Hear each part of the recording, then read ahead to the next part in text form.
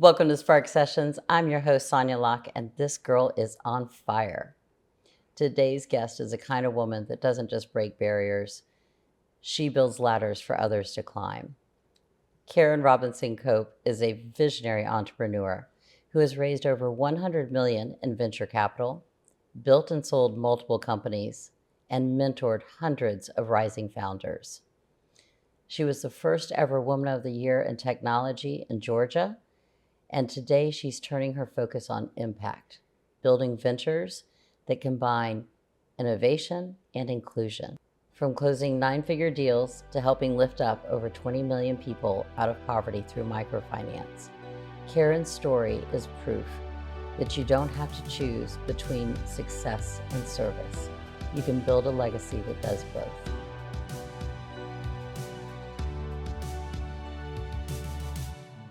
Karen, your accomplishments, they can't be matched. You are on 15 boards. You have won so many awards, I couldn't even rattle off of them all. But where did it start? I like to call this the roots to rise. Where'd you grow up? How were you raised? What are some of those early foundations that I think shaped you to who you are today? Well, Sonya, first of all, thank you so much. I'm honored to be here, and I just love what you're doing. And anything we can do to bring that voice to women is so exciting. Interesting story. So you had the pleasure of meeting my 91-year-old mother who lives with us. My parents were born in Arkansas, and I don't think anyone in the family even know what a business person was. And my parents moved to California. He was working for Litton Industries, which was one of the first multinational corporations. He came home one day and said, Shirley, we're going to Formosa. And my mother said, what's the Formosa? You might know it's Taiwan. And so this was in the mid to late 60s. So literally my mom and dad, my mom had never been out of the country, literally got passports, 3 kids under the age of 6. We went to Taichung, Taiwan. And what a great experience, because first off, that was before Americans now are so used to traveling. Your children have been around the world. Yeah. My daughter's been around the world. But back then in the 60s, there weren't many people traveling around the world. And the fact that we got to do that was amazing. It was especially exciting because we were some of the first Caucasian blonde-haired girls that some of the Taiwanese had ever seen. Wow. So it was really great. We would spend every weekend kind of going to a village or something and really immersing in the culture. What was so great about that is I learned 2 things. The first thing I learned is that people are the same worldwide. We all want the same things. We want a better life for our kids. We want to be able to worship the way we want to. We want to be able to live the way we want. We want to be able to earn a living. So that's the first thing I learned, that we're really much more alike than we are different. The second thing I learned is that those differences, though, is what's that spark. You talk about the rise. When you realize, again, going to some of these villages, seeing some of these folks and how creative, how innovative.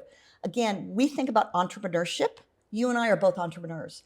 But remember, when you're a poor family in a small village in Nepal, you are an entrepreneur. You start the morning, you have 5 oranges, and at the end of the day, you need to sell those oranges and give a little bit more money to feed your family. So both those things were terrific experiences for me. Yeah, that's awesome. And it's and how that perspective changed and lit your fuel. You were an entrepreneur so young. So young. Before it was cool. Now everybody knows about it. But I remember the first time I won't skip ahead on that one, but when you talk about the entrepreneurship, I didn't know what the word meant. I thought, that sounds like a great career. I think I want to do that. Back to Taiwan, and again, the great thing about my parents is even though my father was the first one to graduate from college, my mother did not graduate from college, and they moved halfway around the world. 3 kids under the age of 6. What an amazing experience. We spent about 10 years, actually closer to 12, throughout Asia, Singapore, Taiwan, Korea. And my parents were such great role models for me because, again, one income, so they weren't making a lot of money. But every summer, if you were an expat, every summer your company would give you business class tickets. So my parents to come back to the States for state leave. Mm-hmm. Well, my parents turned those tickets in, and every year the family would pick a new place. So I was in Moscow in 1973. I was in Kashmir in 72, and now you can't even go to Kashmir. We were in Bangladesh in the early 70s, and what an experience. And it, again, before cell phones, before internet, And so my parents, they had to literally pick up the old Fodor, F-O-D-O-R guide, figure out a hotel. We'd land in the airplane would land. They'd go through the little guidebook, find a hotel. We'd take our suitcases, no rolling suitcases. Remember, we were hauling our suitcases. But what a great experience, because we learned to live like the locals. And I've had such an appreciation for me as an American, for our family as an American, but such an appreciation for different cultures. Tell me about living like a local. Like, how did you immerse into the culture to really feel connected? Oh, great question. So, great thing about that is that, again, when you think about if you've traveled in the 60s or 70s, there weren't McDonald's in every country. And so when we would go overseas, when we'd go kind of back to the States and so forth, we were so excited about whether it was McDonald's or fresh milk or, hot dog, all the things you kind of take for granted because they weren't there. We learned to eat, you ate what was available in the local streets, which was, a lot of fruits, a lot of vegetables, some stringy pork, and I'm not sure what those undefiable meats were, but there were some meats we would pick up and we just learned to eat them. I think the other thing that was great is we were able to watch the Western society or the Western influence kind of throughout the country, throughout the world. And so again, when we first went to Taiwan, there were very few Americans, there were very few Westerners, and it was very much a Taiwanese/Chinese culture. When I was there a couple years ago, Rick and I went over there a couple years ago, and it is like New York. I mean, the whole world has become almost homogenized. And back then, when I look at it, every country was so unique. You could feel the culture, you could feel the local heritage, and something that I am so thankful, so grateful that I got to experience. Yeah, how did that shape you when you went on your own career path to become like who you are, and like seeing what was the true culture there to where now it's kind of like lost, I guess. That's a great question, because I think the thing as being an entrepreneur, and I did become an entrepreneur in Atlanta way before anybody even knew what an entrepreneur was. But I think the couple things that taught me, the first thing that was so powerful is, I said, you kind of, what's the word I'm looking for? You don't take things for granted. So as you notice, you've gotten to know me pretty well over the last couple of months and so forth. And I'm always thinking of, is there a different way? Is there another way? Is there a better way? And you kind of have to do that when you live overseas and you don't have access to, again, fresh milk. You don't have access to, you've got to be thoughtful. Let me give you one example. And again, we take things for granted so much in the U.S. In Taiwan, it's very known for monsoons. And so I remember that sometimes the monsoons would come and the house would be flooded. And me and my brother and my sister would be out kind of in little rafts going on these flooded streets in the rice paddies. And you think today that would never happen. One of the things that I think was so terrific about spending so much time overseas in so many countries when there weren't many travelers, and you really were part of the locals. I think number one, you learn to appreciate the food. So again, and we Americans are so used to our standards, and when you're overseas, you might be eating a snake, and it's kind of part of what you eat that or you eat nothing. I think in terms of transportation, I think again, we're so used to our cars, and I remember again, riding my bike to school. I remember taking a bus with the locals, not speaking at that point. I didn't speak Mandarin Chinese, and so I just had to learn to communicate, which is another, I think, is a great example as an entrepreneur. Part of what I do today is communicate, and I learned that so well living overseas. But let's also talk about so your father wasn't an entrepreneur. No. And, you weren't just where people didn't know about entrepreneurs. You were literally probably one of the first women entrepreneurs in Georgia. I mean, you truly broke the glass ceiling. How did you have the guts to do that? What made you want to go solve these problems and go into these different industries? Great question. And I think two things. I think my background had a lot to do with it. I really believe living overseas, you learn to become independent, you learn to become self-sufficient, you learn to appreciate, and you learn to find new opportunities. Funny story, this was in the late 80s. And I just started to hear about stock options. And now we all know about stock options. Mm-hmm. And I realized early on, my father, who was he was successful, he kept getting promoted, but it was really never wealth. it would just, you make more money and you spend more money and you get a nicer car and you go to a nicer vacation. And I started to see these young people in Silicon Valley. And I thought, how cool is that? Life-changing, not so much even for the money, but just in terms of the impact, in terms of the employees, in terms of the just the outsized impact they have. And I remember a time, one of my mentors was the president of National Data Corporation, Mark Bronstein. And he said, Karen, I know you've always wanted to be an entrepreneur. And he said, I've got this opportunity. And he said, we've got a CEO right now, and there's a bunch of Russian scientists, and they'd have a better way to charge a battery. And he said, there's not really, you can come in as a head of sales. And I said, Mark, here's the deal. I'm a head of sales for a telecom company. I'm making more money than you can ever afford to pay me. So I don't want any money. I just want these stock options. And I want a big, huge incentive pay. So if I do well, I'm going to do a lot of money. If I don't, you don't pay anything. He said, my God, Karen, what a great deal. Come on. So I quit my company, joined the company. And about 2 weeks later, I went to him and I said, Mark, I quit. I will sell this all day long. You will never be able to execute. I wouldn't put another dime in the company. I'm going to go find a real job. Good luck. My first foray into entrepreneurship was not quite what I was thinking. Surprisingly enough, 2 weeks later, he calls me and says, we fired the CEO. Are you interested in being our CEO? And so it was that was the beginning of my entrepreneurship. Again, not smart enough to start the companies. What my secret sauce is, my magic power, superpower, is taking disparate groups. And I think this, again, came from growing up overseas. Taking disparate groups, understanding the value proposition, and then getting people on board, whether it's employees, customers, or investors. And I think when I look at all the companies I've been involved with, either as the founder, either as the CEO, or as a board member, or as an investor, I think all of them go to that. It's what's the real value here?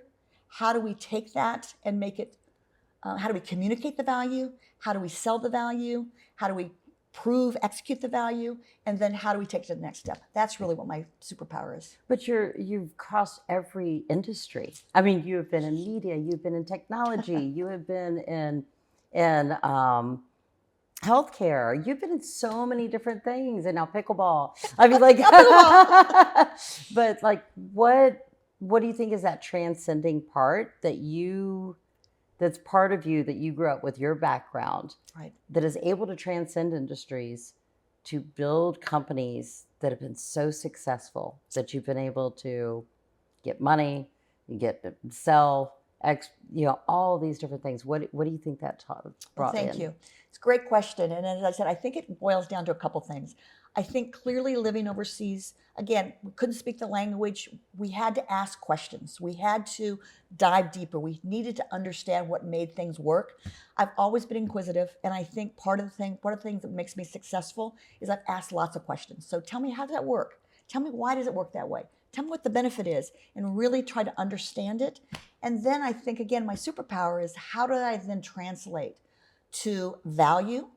One of the things I've spoken quite a bit about is nobody buys a bit or a byte, or they don't buy software code. They buy a solution. So one of the stories around town that I'm fairly well known for is I did raise 40-some million with literally 4 facts. We were running a battery charging company. I had a dozen Russian and Ukrainian scientists, and they had come up with a software solution to charge batteries quicker. And so we were trying to explain a very complex, very physics, very science thing. And I don't do science that well. So I was saying, how can we get this across? And then I said, you know what? Here's the 4 facts. Number 1, remember this was 30 years ago. Yeah. Number 1, everybody's using batteries today, right? Everybody's using batteries, number 1. Number 2, everybody knows it takes too long to charge a battery. Remember, this is 30 years ago. You would take an hour or 2 to charge your cell phone. Number 3, everybody knew, they didn't know why, but everybody knew that heat is bad for a battery. If you charge it, it gets hot. That is not good.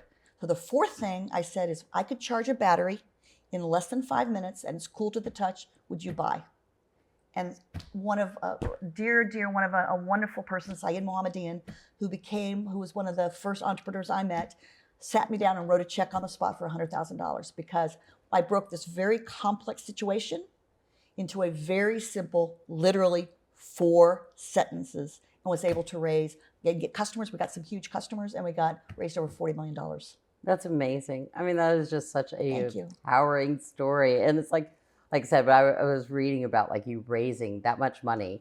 And 30 years ago, like I said, like, I mean, how did you walk into those rooms? You always had to be the only female in the room at the time. Always. And typically the only person under the age of 30. Yeah. So again, remember this was the South, and there were a lot of white males who were delightful to me, but many times their wives didn't work. Many times their daughters were still too young. And so I was quite an anomaly. And I think they were intrigued, but some of them were a little unsure about, can we really put our money behind this? I was blessed because I had so many terrific men. Sig Mosley has been one of my early, John Emley. I could go on and on about some of the men that were there early on that said, I'm going to give you a hand up. I remember my very first cap table, I had one woman on it, and I think she actually had the funds to invest. Her husband had passed away. And so that was my only woman on my cap table. So at that point, 30 years ago, I said, I'm going to do things differently. If I ever get a voice when I'm successful, I'm going to make sure that, we help women raise money, we help women build companies, we help women invest and repeat the cycle. I think that's also the most important part about you is like you don't just build and for your own growth, you pass it forward. Thank you. I mean, not just with all of your humanitarian stuff, but with all the mentorship that you've done on building other people up. Thank I mean, you. Was that a big part of your family's life as well growing up? It was. Again, always been grateful. I think that's the other, and you're the same way. Always grateful. There's so much to be grateful for as Americans, as U.S. citizens, as citizens of the world. And you and I are especially blessed, And so I think part of it was, I've been so blessed. I need to ensure first and foremost that I play it forward. And so even before that was vogue, I always said, guys, what do we need to play it forward? I think the second thing is I tried to focus on how can I transcend. So even though there were male investors, they saw in me, especially when they're daughters. I got so many calls from my early investors when their daughters were in college or starting their first jobs and saying, would you sit down with my daughter and have lunch? And I said, I'd be honored to. And a chance to be able, because for the first time, I think so many men of this era, it's not that they were trying to be a jerk. They just didn't know. It wasn't part of even in Silicon Valley, there weren't that many. Even today, there's still not that many women that are raising venture money or growing businesses. No. And I think that early on, those men believed in me. So to me, it was a natural to believe in the next generation. And it was so important to me to give back to those women, those young girls and women. Well, let's talk about like what you're doing now with Mars 6, right? Because that's a very different type of investment platform, anti-Atlanta. I mean, you have so many different that you do. Tell me like a little bit about that work and what makes that different from everything you've done in the past. So I sold my last company to a Canadian public company, and I'm embarrassed to tell you this. It's older than probably you are. I sold it like 15 years ago to a Canadian public company, which was great because I got to do the IPO, we got to do the private jets, and we got to do, the fundraising and so forth, which was so fun. But after that, I said, you know what? I'm actually a better, I'd love to be the CEO, but I think I was better at encouraging, enabling, supporting that next generation. And so I had the opportunity to start making investments. I actually made my first investment 20 some odd years ago. So I was also one of the first female investors in Atlanta. And I think that it was important to me. I felt I could have more impact. Being a CEO is clearly some impact, but to be candid, that's probably not my superpower. Was the day-to-day execution and the operations and so forth. What I was great at is encouraging, mobilizing, communicating. And so I said, how much more effective could I be instead of running a company? What if I were to invest in multiple companies, join the board, be a mentor, encourage, help them with not only the funding, but how can I help them think about the value proposition? Because again, so many new ideas. We live in a world where every day there's new ideas. We were talking today, I think we came up with a couple new businesses just today. Each of those, how do you communicate the opportunity? How do you communicate the value? How do you communicate in such a way that you get employees engaged, that you get investors engaged? And then most important, how do you get customers engaged? And I think that being able to do that, and I think learning those questions, learning again, it's not about the technology, it's about the solution. And whether it's a healthcare solution, whether it is a media solution, whether it is a electric vehicle solution, they're all about how do you solve a problem. And I think we as women that is one of our superpowers. I'm not sexist in any way, but I think we women every day we are juggling so many things at one time. And so we need to know how to solve problems quickly.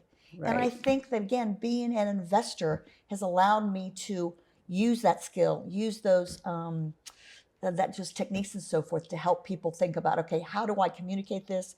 How do I build a solution?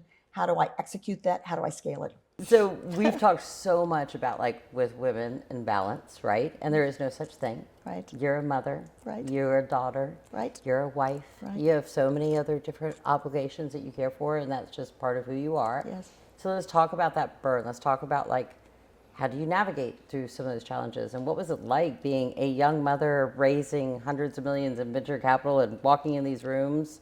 And I'm sure you're pretty stilettos and a whole bunch of guys. Yes, great. That's a great setup for it, because clearly when we early on, and even now today, when most of the rooms you and I walk in, it's still primarily men. I think a couple things that were, and I'm sure you've had the same situation. I come in and they say, "Could you give me some coffee, young lady?" And I'm like, happy to get you some coffee. I never ever got upset about it. That's just the way it is. But one of the things after I sold my first company, I was fortunate enough, my husband and I went through many, many IVF treatments. And after 9 in vitro, my beautiful daughter was born, and you've had a chance to meet her. She's 23 now. And I remember we worked so hard to get her. My husband and I were both CEOs at the time. And I thought, you know what, I'm going to take a step back. And so I literally, one of my colleagues from many years ago approached me and said, "Would you run this company?" And I said, happy to. And it was payphones, advertising on payphones, which I'm still not sure what I was thinking at the time. But anyway, I said, sure. And so I did that for 2 reasons. Number one, I really liked the colleague. I liked the industry. I liked kind of the opportunity. And I'll tell you about that in a minute. But the other thing that was exciting is I didn't have to raise a lot of money. I didn't have to, we weren't inventing anything. It wasn't a science project. We were selling. And you and I are both good salespeople. So I thought I won't have to raise a lot of money. This is something I knew exactly. Day one, I knew who would buy the company. There's 5 companies would buy us. So I'd already thought through who would buy it. I knew what we need to do to make us attractive to an acquirer. We weren't going to do a lot of local sales. We're going to do some big time national sales accounts. We built a very cool technology that allowed you to do very hyper-focused targeting for out-of-home advertising. But my daughter had just been born, and I said, you know what? I don't want to leave her at home. So we were fortunate enough, blessed, to be able to find a nanny who came to the office. So our daughter grew up thinking that all children had corner offices. She thought that that's where you hung out with, was an office. And the nanny would take her to the library during the day. She would take her to the local playground. But it was great. She had her first steps at the company. I have pictures of my employees kind of helping her walk along. It was a great experience for me. My husband was able to stop by all the time. And our daughter literally grew up thinking that's a normal part. So she is, part of, even though she works today at a bank, she is very much focused on business opportunities and entrepreneurship and so forth. But it was a great way to be able to meld both of those. But I had to give up the big venture capital. I couldn't be the person that was going to raise $1 billion of venture capital, because to be honest, venture capitalists still were primarily male. Yes. I don't think they would have said, sure, you bring your daughter to work. Absolutely, and we're going to give you $100 million. It just wasn't going to happen. Yeah, no, it's still primarily male. It's still primarily male. But it's a great example of you had a challenge. You made a choice. I made a choice. Made a choice, and your choice turned out to be the right choice for that particular one. So, but you had a challenge and you made a decision. You stuck by it. You were authentically you. Yes. And that was great. Right. So let's talk about some of the other challenges that you've had in your life. And I know a great thing that you told me one time, which I thought was the funniest thing, is you got misquoted, and the front of Atlanta Journal-Constitution was "Karen loves failure." So Sonya, you're so right. Which does not sound like a very great headline to have. But No, it's so true. It was a situation where, and I speak about this quite a bit. I spoke about it quite a bit, a lot 20 years ago because no one was speaking about it. Now a fair amount of people speak about it. But one of the things that I have talked about for the last 25 years is failure is part of the process. And if you're not failing, you're not pushing the envelope. On entrepreneurs, what makes entrepreneurs good, what makes us successful, is we're pushing the envelope. We're thinking about something that the big guys didn't think about, a different way around it, a different customer, a different approach. And to do that, you're gonna have some failures. And so 2 comments I make on that one. The first comment that I make that it's so important is you need to embrace it. When it happens, and oh, by the way, if it doesn't, I'll say it again, you're not pushing hard enough. When you fail, pick yourself back up. Say, what did I do wrong? What could I have done differently? Sometimes there's things out of your control, and you know what? That's life. You need to move on. But if you have that process and say, you know what? That makes me iterate quicker, that makes me grow quicker, then failure's not such a bad thing. The other thing that I would say, and this is many, many men have asked me over the last 20 years, what would you tell my daughter? What could I tell my daughter? Because you were such a trendsetter. You were one of the first one out there. And I say 2 things, and part of it has to do with failure. I say first one is take part in sports. Sports, you were in sports. Sports is important because it's a great equalizer. You learn commitment, you learn teamwork, you learn to win, you learn to lose. And our kids today, we need to make sure they're in those circumstances where they're learning those things. Yeah. Because not only does that make you a better entrepreneur, it makes you a better world citizen. It does. You know, we need to learn those things. And so that's one of the things that I say is one of the things that made me me, is I was very active in sports. And by the way, you probably won't be surprised, I was not the most talented, I was not the most athletic, but by God, I tried the hardest. I trained the hardest, I worked out the most, I learned my community, I learned my teammates, and because of that, I was always the most valuable player and so forth, and yet when you look at my skill set, nowhere close to the top. But that's great. It actually was funny, the last person that we had on the podcast, she was in all sorts of sports, have created her own business. It's like a fitness and fashion fusion, and just like, and the sports it was like, because it creates the discipline, and it creates the teamwork, and then it creates the goal setting. The goal set, oh, that's a great one too. That's the other thing, is you have that goal setting and stuff. Exactly correct. Yeah. And you realize that, again, the other thing about entrepreneurship, which is so much like sports, it's the journey. It's not the end. Winning the race just means you won that race. And then you want to go a bigger race, a longer race, a different one. And so I think that's such a critical skill for entrepreneurship. Again, it's a marathon. It's not a sprint. And it's all about that journey. Yeah, so I always mind it's not about the destination, it's about the journey. Absolutely that's correct. Exactly what it is. So let's apply that to what you're doing now with global impact and microfinancing. Absolutely. And, you know, like how you're dealing with world challenges, like real world challenges, not like little things, but like running water and things like that. How have you applied that? How have you overcome some of these challenges to those areas of your life? Well, thank you for asking, because that is truly what I'm passionate about today. Again, I've had some successes in my life. I've got a wonderful husband. Our daughter she's completely off our payroll, which just turned 23, and I'm so proud of her. But anyway, and so it's given me an opportunity. I first became involved with microfinance about 25 years ago, which is before it became vogue. Again, and what I liked about it, and you the same way, we're entrepreneurs, and we don't want someone to give us something. We want to come up with a creative, a different, a thoughtful way to approach it. We ask questions. And microfinance, the great thing about that is not giving. It's what I like to say, it's a very responsible, respectful approach to dealing with some of the world's problems. Let me make it clear, microfinance is not the solution to all problems. So please, there was a great article in the New York Times 20 years ago that said, microfinance does not solve the world's problems. I know it doesn't, but it solves a lot of them. What microfinance does, and again, I got involved both through my church and as well through Opportunity International, which was the largest faith-based microlending organization. It was started about 35 years ago by 2 people actually, a guy in Australia and a guy in Bangladesh. You might have heard of Dr. Muhammad Yunus, who won the Nobel Peace Prize. About the same time he started in Bangladesh, Opportunity International was started in Australia and the United States. Both of them had the idea of how can we be respectful? Because again, it's not about, we don't give our kids everything. We want to respect them, we want to encourage them, but we want them to thrive, be independent. Microfinance is the same way. What you do is, again, there's 2 or 3 great things about it. That's why it's been so impactful. Number one, it's typically a trust group, like a business. You get everybody together, we're all on the same team. The trust group is there, so when you're feeling down as an entrepreneur, I'm there to support you. When I'm feeling down, you're there to support me. So the trust group works together, encourages each other, and ensures that all of us are continuing to make the right decisions, the best decisions for the investment. The second thing it does is typically given to women. The most successful microfinance, even in very Muslim countries, microfinance works because typically women, when you're successful, what do we spend money on? We spend money on kids education, and in the developing world, you spend money on protein.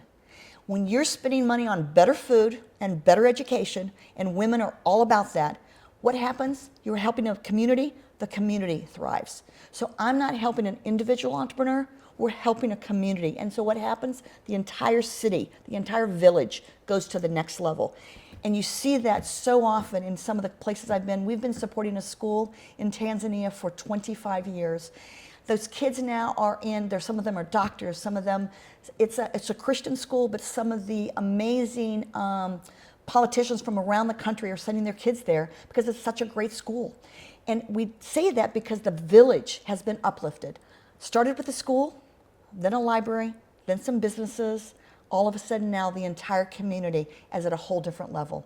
That's one of the reasons I'm so excited about what microfinance can do. Again, it's not the only solution.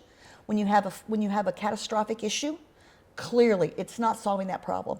But from day to day, it truly can help an entire community go from a underdeveloped to a prospering ecosystem. So, I mean, we've talked about it a lot, but do you have one particular story where you can shed light on something that seemed like a failure, but ended up being the biggest success, or something you turned around or learned the most from? Absolutely. And that's a great question. And I think, again, this process of thinking about what caused the failure, what my role in was it, what things I couldn't change, that's a healthy process to do with any sort of a setback. But one in particular that I remember, I had built the company, I'd raised the money, I was just so proud of myself, I was on cloud 9. And one of the board members came to me and said, well, I think we really need to bring a more seasoned, i.e., quote unquote, male, in who'd done it before. And I should have argued, and I should have said, and now today, if someone would say that to me, and what I tell young women that I mentor is, you know what? Don't necessarily agree to that one. We think that as entrepreneurs, somebody else knows more, they're smarter, they've been there, but we're the ones in the trenches. We're the ones that have brought every one of those customers on. We're the ones that have brought those employees on. They're tied to us and our vision. And I think in retrospect, I probably wouldn't have stepped aside. But then I thought they knew better, and so I stepped aside and became the proverbial chairman. In the end, it was great because it was part of my story. It helped me understand, again, what my role should be, how I should make those decisions. At the time, it was devastating. But in retrospect, it's clearly been one of the teaching things that I've told to young women, because I hear this so often. There's probably about a half dozen companies in Atlanta that if I told you the names, you would know the CEO, started by a woman. And in every one of those cases, a man was brought in. And again, some of them were successful, some were not.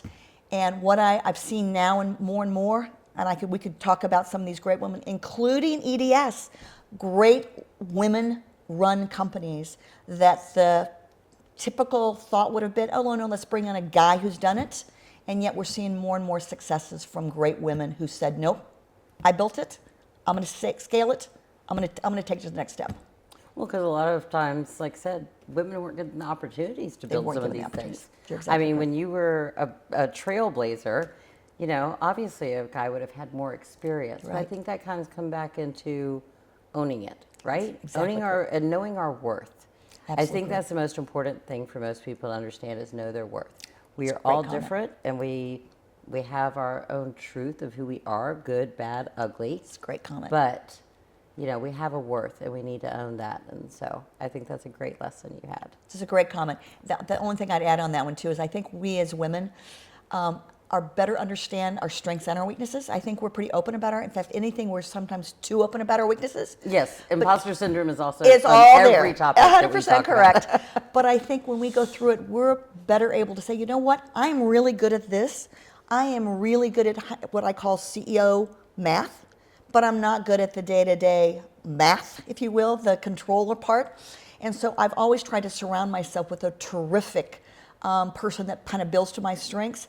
And I think that's another thing that women are unique about. We can bring so much of that to the table because we know, if we know our worth, but at the same time our worth says, and oh, by the way, here's some areas that if I supplemented this skill set, I think how much better it would be. I think recognizing other people's worth too. Absolutely. That's the biggest thing. Great comment. You know, like I'm not worried about bringing somebody else on No. because they empower me as long as I'm giving them that same credit and empowering them. It's 100%. Yeah. Just It's makes like community. 100%. It just makes us better. Yes. To the extent we surround ourselves, I always say, you know, my goal and again, I haven't been a CEO, I was an interim for a couple times over the last 10 years. I'm not doing that again. But what I've said all the time is I always try to find, and I know you're the same way, try to find people that are smarter and better than I am, because that just makes me and the company better. Karen, you have built so many companies. You always lead with purpose, I believe. And I mean, you sit on the highest tech seats of boards, and then at the same time, you've helped entrepreneurs in developing countries with a $50 microloan that's changing their communities and changing their lives. So today I want to talk more about, like, on the burning question is like societal impact. You know, can you lead with both power and purpose? And how do you bridge those two in all these different climates to really make a difference and really help, I guess, bringing that next generation, whether it's like from a poor country or from a new entrepreneur trying to make their way, you know?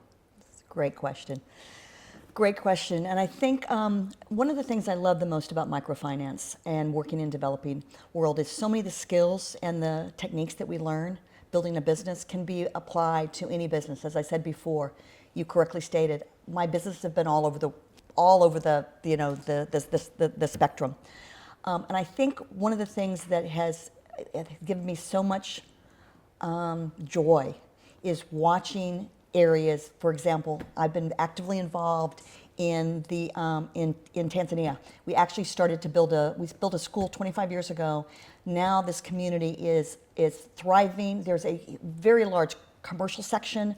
The market itself, when you go to the market, when you went there before, you'd see a few people selling vegetables. Now you see electronics, you see bicycles, you see clothing, you see amazing sort of things. And that because we helped build that infrastructure over the last 25 years. The kids are going to school. They're now coming back after they've gotten a higher education, coming back and helping to build the community. And you're seeing that in the buildings, you're seeing that in the market, you're seeing that in the supermarkets, you're seeing the telecommunications. You're seeing a whole new society. One of the things I've been very excited about is, one of the things I've been very excited about is my dear friend Bruce and Susan Keenan. Bruce Keenan, who's a very successful entrepreneur, he and his wife, he went to Kathmandu about 30 years ago, 25, 30 years ago, and was trekking. And he saw some children on the side of the road that had been abandoned. And he said, how can this be happening? And this was in the year about 2000. He said, how can this happen in the year 2000? So he took it upon himself literally 25 years ago and started very small, started paying for education, trying to find a home for them, for the kids to be able to live in, helping with school uniforms and so forth. I'm honored because I was able to get involved almost 20 years ago. Oh, wow. And it's been so impactful because some of the kids that we helped, but remember, these are orphans. Some of the kids that we helped 25 years ago have now, one of them is a doctor in New York City. One of them has gone back to Kathmandu, and again, they're academics, they are professionals, they're engineers, they're doctors, they're nurses. Impact that's having on community is, I can't even describe it. Similar to when you see an entrepreneur here in town, and we are in Atlanta, and again they're the first person in their family to go to college, but all of a sudden they've started a business, and you think, boy, I've helped impact that. But no, as you go back with like with these, that's what I say. It's like power and passion, really living coexistingly. You know, Absolutely. it's the same skills, right? We're solving a problem. What's the problem? And building these communities back up. It is the same thing. It's like almost like you're giving to them, but they give back to you, right? 100%. The Like, joy, absolutely. Sonia, you said it so well. The joy that you get when I think about, and we see pictures of when we were in Tanzania in a little village outside of Arusha 25 years ago, and we just started in that little school, and now we've got a secondary school, and we're actually starting a boarding school, and we've got, I mean, the community, we've now doing mentoring, so we now mentor the younger students. The kids, the students are coming back and teaching at the school. They're continuing to mentor. I see the same thing in so many of the other countries I've been in, that it's exciting for me, but it's so exciting to see it literally that circle yeah. in the community. They start as kids, they grow up, they're educated, they give back, then they do the next generation, and the second generation comes up and is going the same thing, and that's just what changes communities. And I think also too, like though, what as an entrepreneur and as a leader have you learned from your nonprofit groups that you've worked with?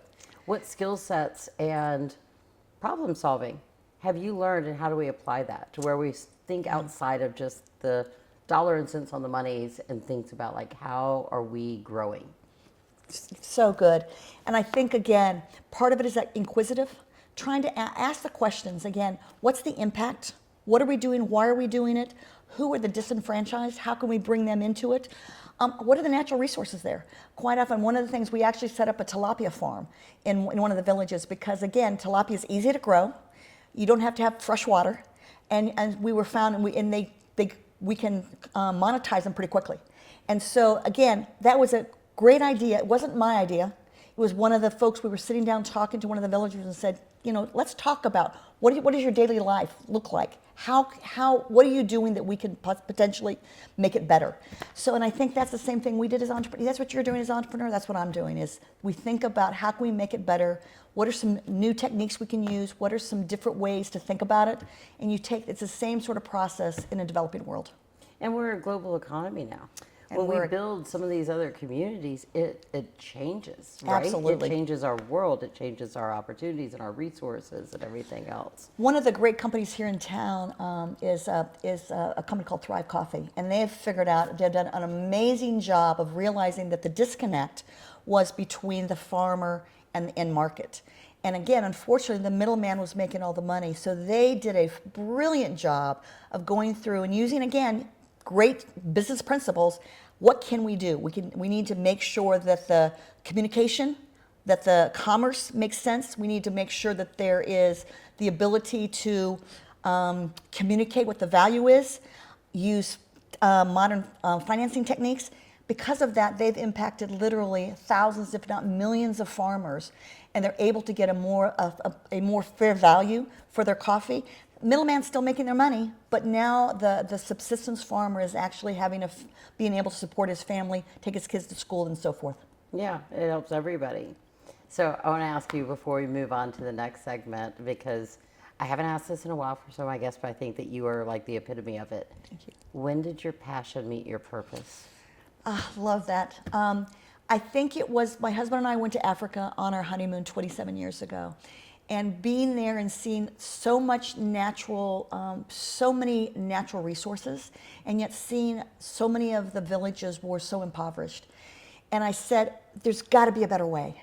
And so when I got involved with my Opportunity International, and I saw the impact they were having on communities around the world, taking my entrepreneurial skills, but taking them to a developing world and seeing the impact has been just life-changing. And you've heard me speak about it. No matter any speech I give on entrepreneurship or growing a business or anything, I always bring it back to that.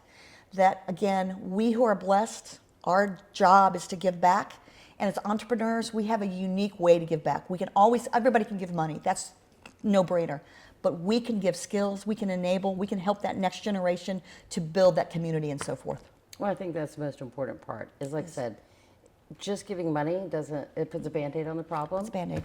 But giving our time and our resources, whatever they may be, really can help build a community. And I think you've done Absolutely. a great job with that. Absolutely. And again, I think money, we're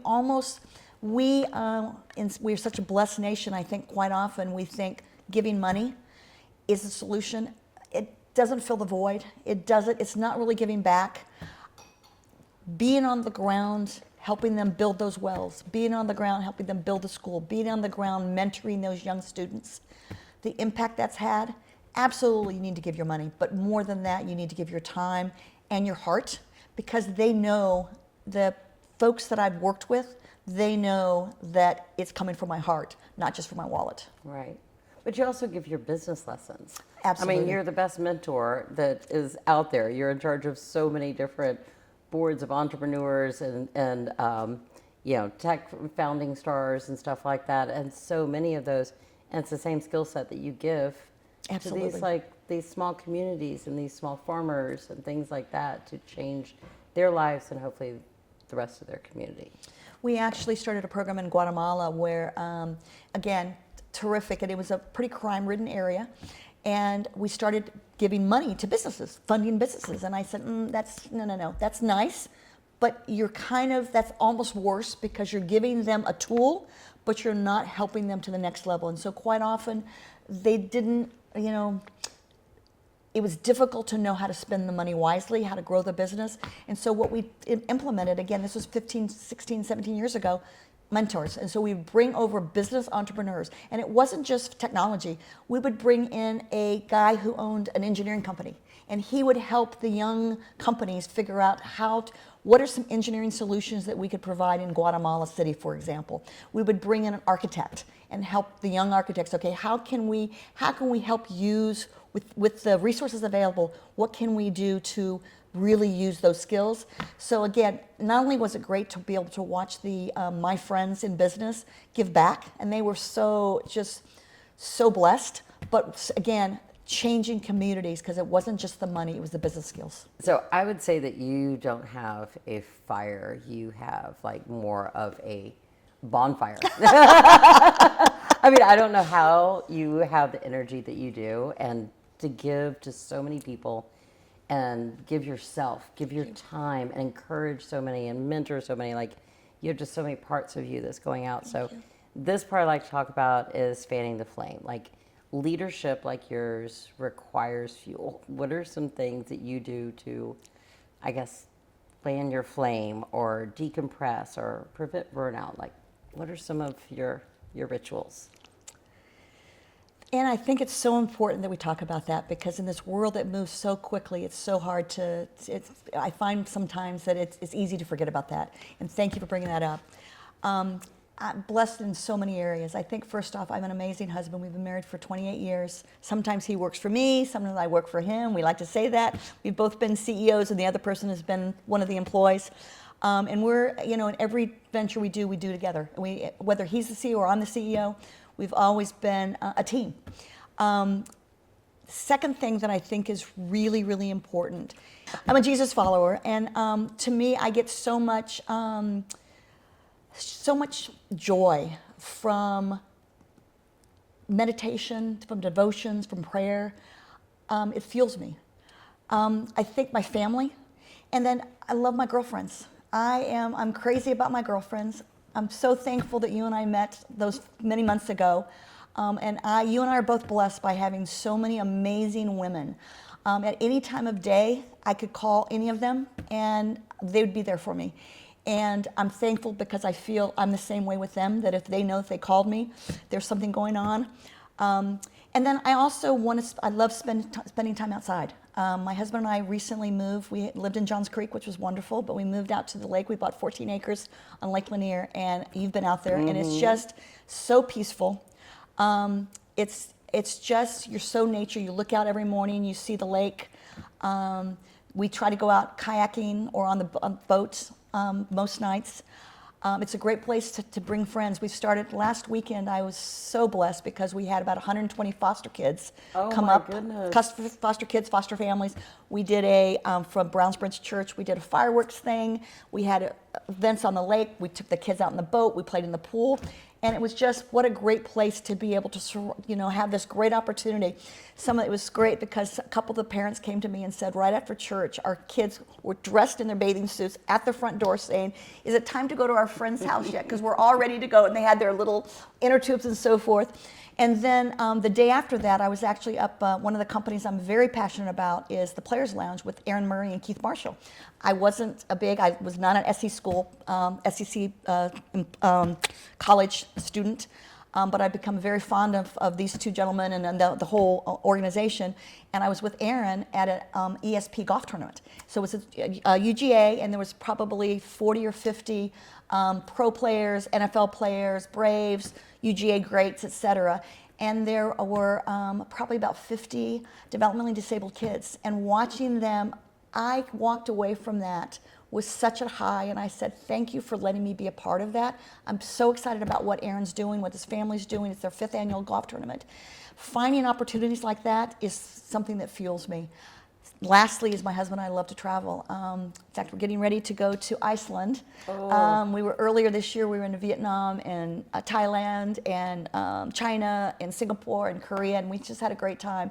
And we tried, in every one of those trips, we tried to spend some time either doing some give back, doing some charity work. Karen, you're so beautiful. And I think that like all of the stories about how it fuels you is like you're fueled by life. You're fueled by connections. You're fueled by giving back and seeing that impact and experiencing life and being present in the entire world. Am I correct? Absolutely correct. And you said it so well. Again, being with these kids, being when I'm in a small village in India or a small village in Africa or Nepal, being there, it's just so fulfilling to me. Being with my husband, with my daughter, being with my girlfriends. I love it. And I think one of the things that I've learned that it took me a while, and I think it'd be harder today because of so much of the social media is just instantaneous all the time. But one of the things I've learned is to be in the moment. When I'm with you, when you and I are together, it's you and I. We're not thinking or talking about anybody else. When I'm with my husband, it's my husband and I, 100% focused. And whether that's on the lake, whether that's climbing a mountain, whether that's in a foreign country. And I think I would encourage the younger folks that are listening to this, you guys, be in the moment.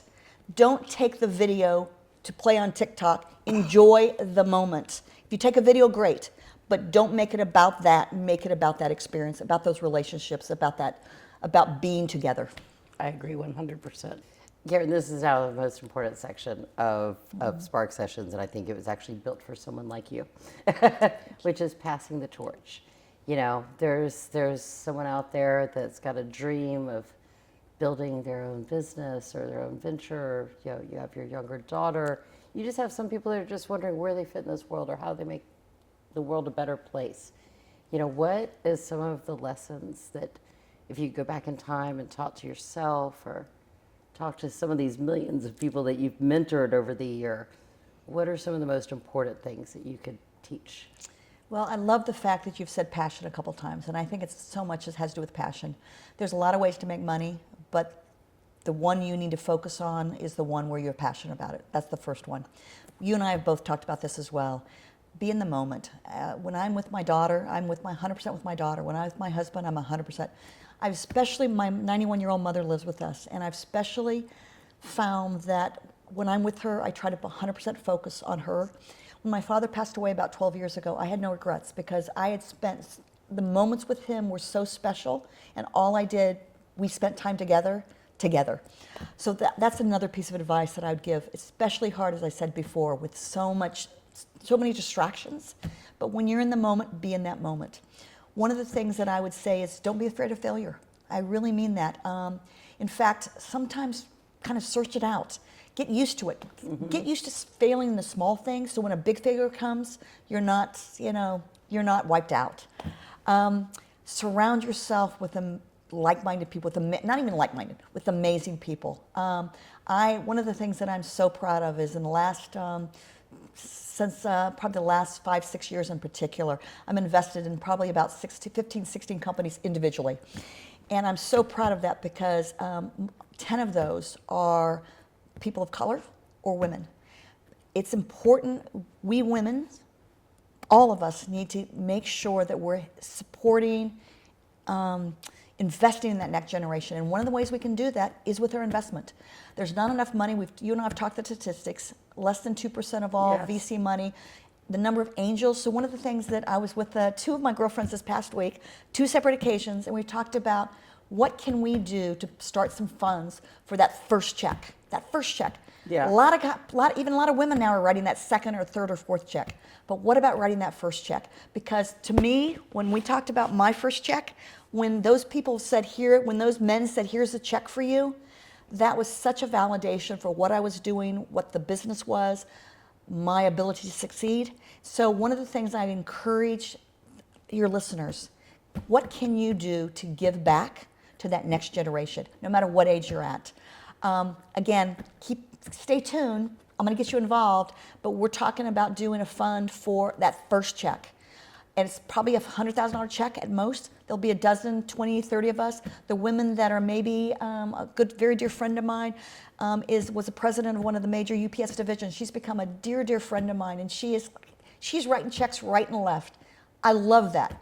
Let's figure out a way to do that, because even if that first check doesn't result in the financial gain we're looking for, that next check will. That next company that person starts, there's at least 3 of the companies that I've invested in the last 5-10 years that I knew that the business wasn't that great of a business, but I knew that CEO was going to be great. And sure enough, in so many cases, they've come back on that second or third company and have just hit a home run. Yeah, no, I think it's, and we talk about it a lot. Like I said, there's not that many opportunities. There's not. And DEI is not a popular word right now, but it's necessary. It's necessary. It's necessary. I mean, it's not an equal playing field. It's not an equal playing field. And I think that is so important to be able to give that to the next generation. Especially when you realize that women are 50 plus, probably more. They're more than 50% of the consumers, because we're buying for our families in many cases. We're now more and more. You look at the growth of women's sports. Yes. I mean, it's so exciting to see that more and more women. Caitlin Clark, when you think about more and more people are watching them, you think it go on and on about the strides that women are making. And again, you and I have that opportunity to invest in that next generation. It gives me so much joy when I'm able to do that. Yes, and it's also the empowerment of, like I said, believing in your vision and knowing that you're going to get it there. Absolutely. And I mean, Karen, you have one of my favorite quotes, or it's not actually part of his quote, but his speech was Admiral McCrappen's commencement speech. He talked about if you could just change 10 people's lives, and they changed 10 people's lives, and in a short amount of time, you can change the entire world. The entire world. And I think that you've changed hundreds of lives, but not only changing them, but compelling them to change more. Absolutely. I think that's the importance, and I think thank you. Recognizing that. So thank you. Thank you so much. All right, so now this is one of my other favorite parts, is the fire round. First thing that comes to your mind, super simple, very easy. Okay, coffee, tea, or cocktails? Great question. I wish it were coffee, but as my husband says, I don't like coffee, and he says, if you give her coffee, you take her home. I cannot imagine you on coffee. I cannot imagine you having more energy. Oh my gosh. That's my husband. I love the tea, and I do like the adult beverage once in a while, especially with my girlfriends. It's so fun to have that. One thing's always in your bag. Cell phone. Sorry. Book that changed the way you led. Great question. There's probably 2 of them. One of them is clearly the Bible, because to me the lessons, whether you're a Christian or not, the lessons are so good about giving back, about being authentic, about being respectful. I think the other one that's been so impactful for me is Dambisa Moyo. She wrote a book about 20 some odd years ago called Dead Aid, and it has truly changed the way I think about the world. I encourage you, if you haven't read it, pick it up. Terrific. All about, again, not about giving, but it's about investing, encouraging, enabling. Yes, I think that's so important, and you've given us so many lessons on that. Personal mantra or quote? I bet you have a million. I do that. One of them I say all the time is, it's not a sprint, it's a marathon.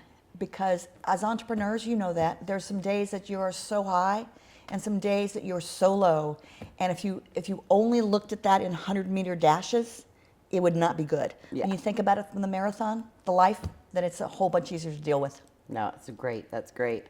Boardroom superpower. Great question. And I've been in a lot of boardrooms over the last 30 years. Listening and asking great questions. That's very good.